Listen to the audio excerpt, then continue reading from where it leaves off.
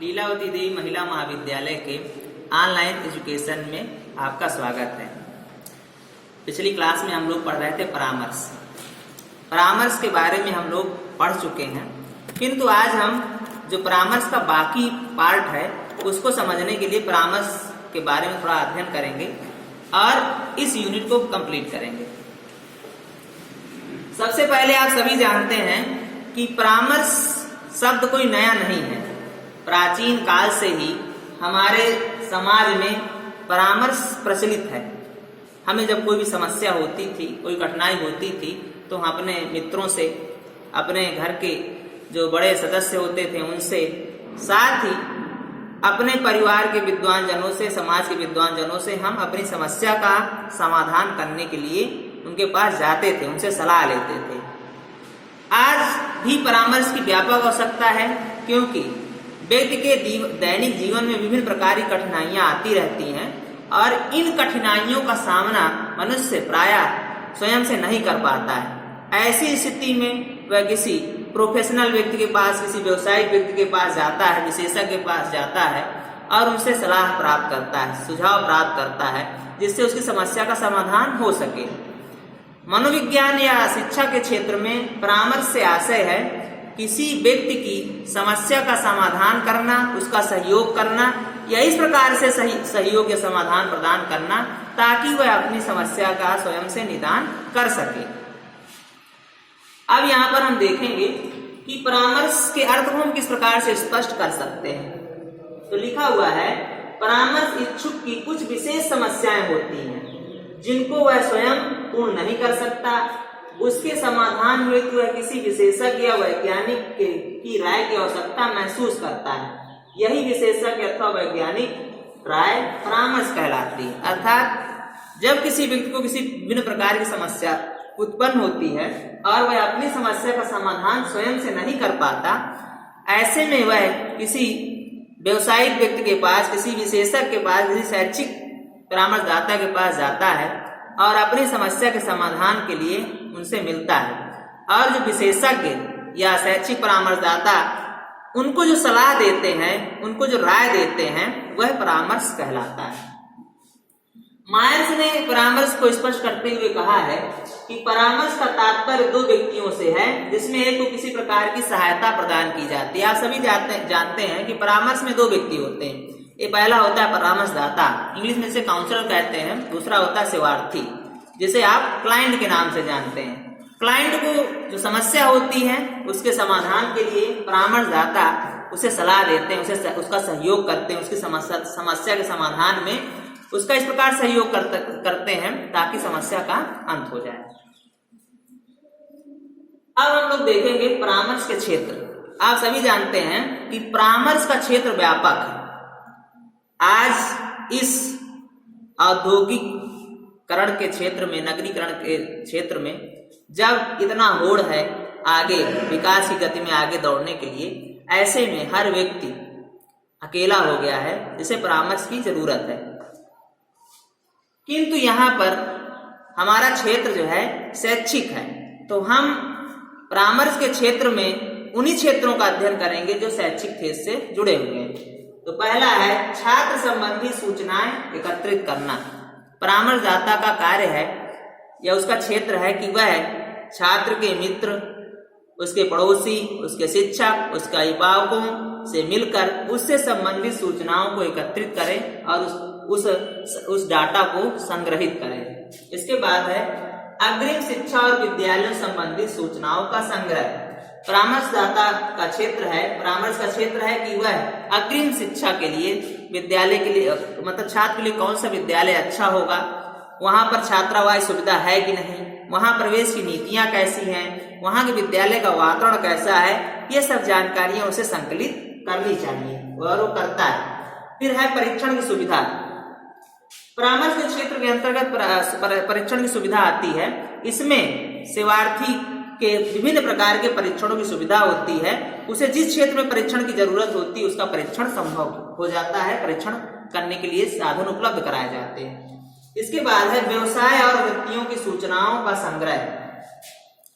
परामर्श के क्षेत्र के अंतर्गत व्यवसाय और वृत्तियों सूचनाओं के संग्रह की व्यवस्था की जाती है, क्योंकि परामर्शदाता को यह पता होना चाहिए कि किस व्यवसाय की रूपरेखा कैसी है, वहां का स्वरूप कैसा है और किस प्रकार क्या उसके आधार हैं, उसके लिए क्या योग्यता की आवश्यकता है जिससे छात्रों का चयन हो सके और वह उनकी क्षमता और योग्यता के अनुरूप हो।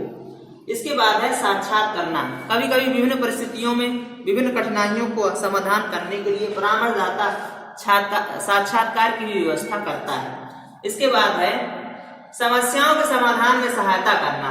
परामर्श का क्षेत्र है छात्र की समस्याओं के समाधान में उसकी सहायता करना और सहायता इस प्रकार से करना कि वह स्वयं से उस समस्या का समाधान करने में सक्षम हो जाए। इसके बाद अभिभावक तथा व्यवसायिक संगठनों से संपर्क। परामर्शदाता का कार्य है, उसका क्षेत्र है कि वह अभिभावक और व्यवसायिक संगठनों से संपर्क करता है और वहां पर उनकी क्या समस्याएं हैं, क्या आवश्यकताएं हैं, उनको ध्यान में रखकर डाटा संग्रहित करना है ताकि समय आने पर उसका उपयोग किया जा सके।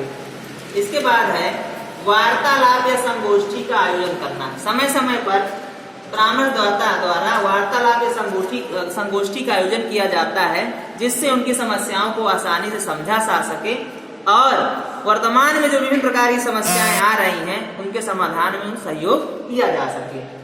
तो ये थे परामर्श के क्षेत्र। अब हम लोग पढ़ेंगे परामर्श के प्रकार।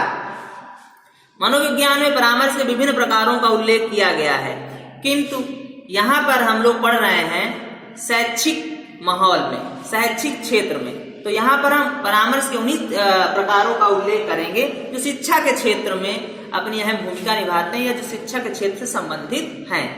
तो पहला है शैक्षिक परामर्श। शैक्षिक परामर्श के अंतर्गत परामर्शदाता बालक की शिक्षा के क्षेत्र में आने वाली समस्याओं का समाधान करने के लिए परामर्श देता है, जैसे विद्यालय में प्रवेश, विद्यालय का पाठ्यक्रम, विद्यालय का शिक्षण माहौल, अभिभावक, शिक्षक जो भी उससे संबंधित हैं उनकी समस्याओं का समाधान करने के लिए जब परामर्श दिया जाता है तो वह शैक्षिक परामर्श कहलाता है। इसके बाद है छात्र परामर्श। जब छात्र की विभिन्न समस्याओं का समाधान करने के लिए उसे समझाया जाता है, उसकी समस्या का समाधान किया जाता है तो वह छात्र परामर्श कहलाता है। इसके बाद है व्यक्तित्व परामर्श। प्रायः देखने को मिलता है कि बालक के व्यक्तित्व में विभिन्न प्रकार की समस्याएं होती हैं और वह अपने समाज में स्वयं को एक अच्छा स्थान प्राप्त करने में सफल नहीं हो पाता है।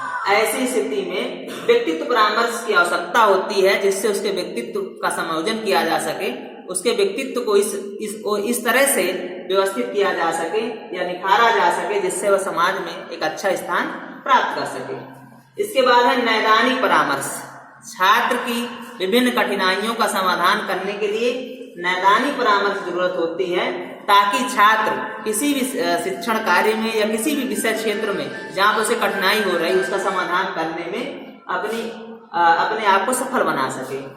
इसके बाद है स्थिति परामर्श। स्थिति परामर्श का मतलब यह है विशेष परिस्थिति में जब कोई कठिनाई किसी विशेष क्षेत्र आदि में आती है तो उसकी समस्या का समाधान करने के लिए उस वातावरण विशेष का अध्ययन करते हुए उसका समस्या का समाधान करने का प्रयास निकालना। इसके बाद है मनोवैज्ञानिक परामर्श। आप सभी जानते हैं कि आज व्यक्ति की विभिन्न आवश्यकताएं हैं उसकी और वो आवश्यकताएं पूरी नहीं होती। उन आवश्यकताओं के पूरी न होने से उसकी इच्छाएं दमित हो जाती। उन दमित इच्छाओं का निराकरण करने के लिए, उन समस्याओं का समाधान करने के लिए जब हम परामर्श देते हैं तो वह मनोवैज्ञानिक परामर्श कहलाता है। इसके बाद है व्यवसायिक परामर्श। छात्र को उसकी क्षमता, योग्यता, रुचि के आधार पर जब हम विभिन्न प्रकार की सूचनाएं प्रदान करके उसे किसी भी व्यवसाय क्षेत्र के बारे में आने वाली कठिनाइयां, चुनौतियों का सामना करने के लिए हम सक्षम बनाते हैं तो वह व्यवसायिक परामर्श कहलाता है। इसके बाद है व्यक्तिगत परामर्श। शिक्षा के क्षेत्र में हो चाहे व्यक्तिगत क्षेत्र में हो, सभी की कुछ व्यक्तिगत समस्याएं आती हैं। उन व्यक्तिगत समस्याओं के समाधान के लिए जब परामर्शदाता किसी भी क्लाइंट को, किसी भी सेवार्थी को उसकी व्यक्तिगत समस्याओं का समाधान करने के लिए उसे समझाता है, उसे सहयोग करता है, उसे इस योग्य बनाता है कि वो समस्या का समाधान करने में सफल हो जाए तो वह व्यक्तिगत परामर्श कहलाता है। इसके बाद है सामूहिक परामर्श। कुछ मनोवैज्ञानिकों ने सामूहिक परामर्श को भी महत्व दिया है।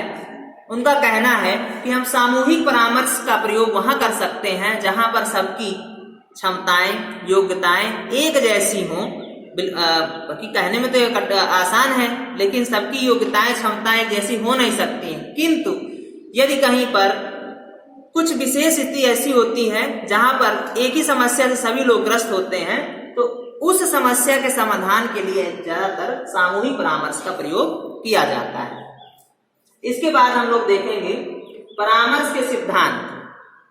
परामर्श के सिद्धांत से आशय यह है कि परामर्श की प्रक्रिया में परामर्शदाता को किन सिद्धांतों का पालन करते हुए समस्या का समाधान करने में सहयोग प्रदान करने का प्रयास करता है, सहयोग प्रदान करता है। तो पहला है, परामर्श उपबोध के आत्मज्ञान व स्वनिर्देशन के लिए समर्पित होता है। पहला सिद्धांत है कि जब जो परामर्शदाता होता है वह ध्यान रखता है कि जो उपबोध है, जिसे परामर्श प्रदान किया जाना है, वह परामर्श उसके आत्मज्ञान व स्वनिर्देशन के लिए समर्पित होता है। अर्थात परामर्श की प्रक्रिया जब पूरी हो या परामर्श की प्रक्रिया में विशेष रूप से ध्यान दिया जाता है कि यह जो परामर्श है उसके स्वनिर्देशन के लिए, मतलब वो इस योग्य बन जाए ताकि वो अपनी समस्या का समाधान करने में सक्षम हो जाए। दूसरा है, परामर्श संरचित अधिगम स्थिति है। परामर्श संरचित है, अर्थात ये पहले से व्यवस्थित कर लिया जाता है कि किस स्टेप में क्या करना है, कब परामर्श होगा, उसका समय क्या होगा, स्थान क्या होगा, किस प्रकार से करना है, कितने दिनों तक परामर्श प्रक्रिया चलनी है। इसलिए क्या है, संरचित अधिगम है, इसमें क्रमबद्ध तरीके से बालक सीखता है। इसके बाद है, पर्यावरण व स्वयं के मध्य संबंध को समझने की अंतर्दृष्टि पैदा करना। परामर्शदाता इस सिद्धांत के अंतर्गत यह प्रयास करता है कि जो सेवार्थी है वह अपने पर्यावरण के बारे में और स्वयं के मध्य जो संबंध है उसको समझ सके, क्योंकि हम जिस वातावरण में रह रहे हैं, जिस पर्यावरण में रह रहे हैं, उसे समझना हमें बहुत आवश्यक होता है। जब तक हम अपने वातावरण को नहीं समझते तब तक उसके साथ हम एडजस्टमेंट, समायोजन नहीं कर पाते। इसलिए उसे इस योग्य बनाना, उसमें इस प्रकार की अंतर्दृष्टि विकसित करना ताकि वह अपने वातावरण को समझ सके और उस वातावरण में उत्पन्न समस्याओं का समाधान करने के लिए प्रयास करे। इसके बाद है, परामर्श उपबोध के लिए अनिवार्य नहीं होना चाहिए।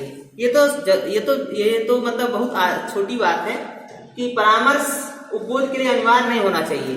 परामर्श सबके लिए है, लेकिन ऐसी स्थिति कहीं नहीं आनी चाहिए कि परामर्श अनिवार्य हो। जैसे कोई विद्यालय है, वहां पर विभिन्न प्रकार के छात्र पढ़ते हैं, अध्ययन करते हैं, वहां पर परामर्श के लिए व्यवस्था भी की गई है।